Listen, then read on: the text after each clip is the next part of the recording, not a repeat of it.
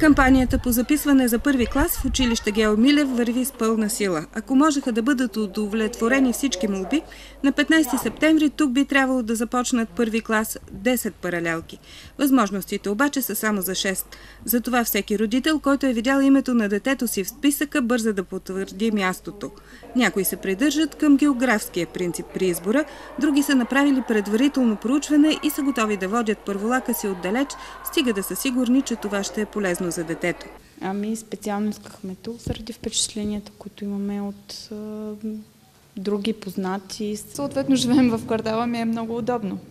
Освен това сме приети в много хубава паралелка, немски и английски. Ранното чуждоезиково обучение е една от причините за интереса към това училище. Погледнато от тук, от училищните коридори, варненският квартал Възраждане със самочувствие стъпва не само в самия център на Европа, но и в бъдещето. The beaches will be under the water. We are discussing what will be in the future in 50 years' time. What the weather be, what the weather will be in the future, what will happen to the beaches and so on. Географската ситуираност е въпрос на гледна точка, съгласна е и директорката на училището Йорданка Юнакова. За нея няма малки и големи училища, а малки и големи амбиции. Това, което предлага училището, не може да не бъде забелязано. А то е първи клас, първи чужд език, втори клас, втори чужд език. От първи клас децата влизат в компютърните кабинети, информационни технологии изучават.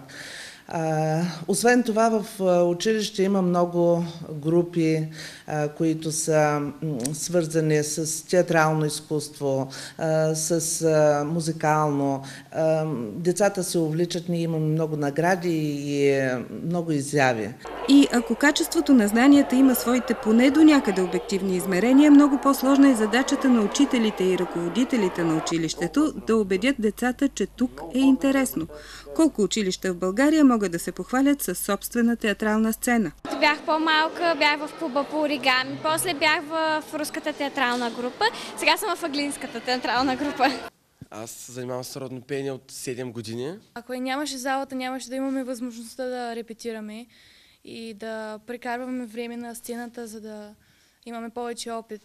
Движението в училището дори през лятото е оживено. Едни се готвят за ваканция, а бъдещите първолаци тепърва ще свикват със статута си на ученици. Колко от тях ще прекарат повече от десетилетие в едно и също училище, тепърва предстои да разберем. За сега тези, които са направили такъв избор, не съжаляват.